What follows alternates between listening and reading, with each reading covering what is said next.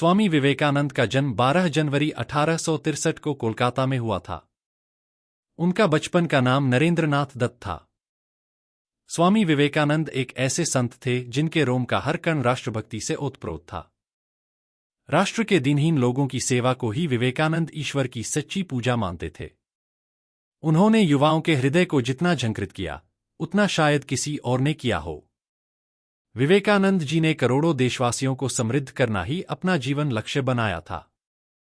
उन्होंने 4 जुलाई सन 1902 को देह त्याग किया था। वे भारत के महान संत, आध्यात्मिक गुरु एवं विचारक रामकृष्ण परमहंस के शिष्य थे। स्वामी विवेकानंद के 25 ओजस्वी विचार जो युवाओं में भर देंगे जोश और उत्साह। स्वामी विवेकानंद के अनुसार खुद को कमजोर समझना सबसे बड़ा पाप है। ब्रह्मांड की सारी शक्तियां पहले से हमारी हैं। वो हम ही हैं जो अपनी आंखों पर हाथ रख लेते हैं और फिर रोते हैं कि कितना अंधकार है। उठो, जागो और तब तक नहीं रुको जब तक कि लक्ष्य न प्राप्त हो जाए। जिस तरह से विभिन्न स्रोतों से उत्पन्न धाराएं अपना जल समुद्र में मिला देती हैं, उसी प्रकार मनुष्य द्वारा चुना हर मार्ग, चाहे वह अच्छा हो या बुरा, भगवान तक जाता है। किसी की निंदा न करें। अगर आप मदद के लिए हाथ बढ़ा सकते हैं तो जरूर बढ़ाएं। अगर नहीं बढ़ा सकते हैं तो अपने हाथ जोड़िए, अपने भाइयों को आशीर्वाद दीजिए और उन्हें उनके मार्ग पर जाने दीजिए। कभी मत सोचिए कि आत्मा के लिए कुछ असंभव है। ऐसा सोचना सबसे बड़ा विधर्म है। अगर कोई पाप है तो वो यही है, ये कहना कि तुम निर्बल हो या अन्य निर्बल हैं।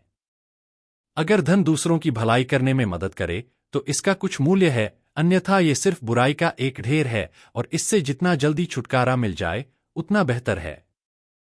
जिस समय जिस काम के लिए प्रतिज्ञा करो, ठीक उसी समय पर उसे करना ही चाहिए, नहीं तो लोगों का विश्वास उठ जाता है। उस व्यक्ति ने अमरत्व प्राप्त कर लिया है जो किसी सांसारिक वस्तु से व्याकुल नहीं होता। हम वो हैं जो हमें हमारी सोच ने बनाया है, इसलिए इस बात का ध्यान रखिए कि आप क्या सोचते हैं।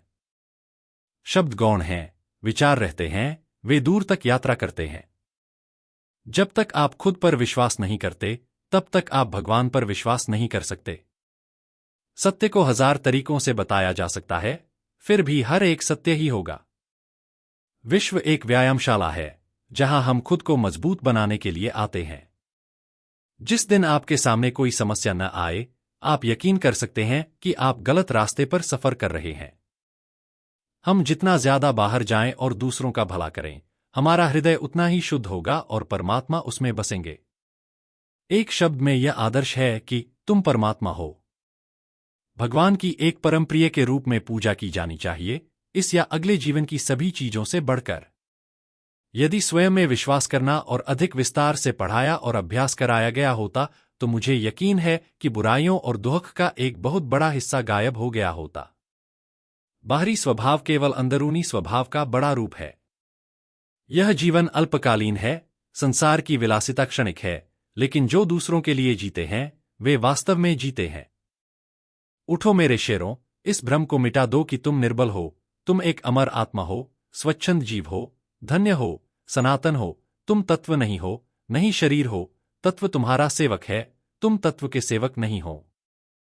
जब भी दिल और दिमाग के टकराव हो तो दिल की सुनो। शक्ति जीवन है तो निर्बलता मृत्यु है।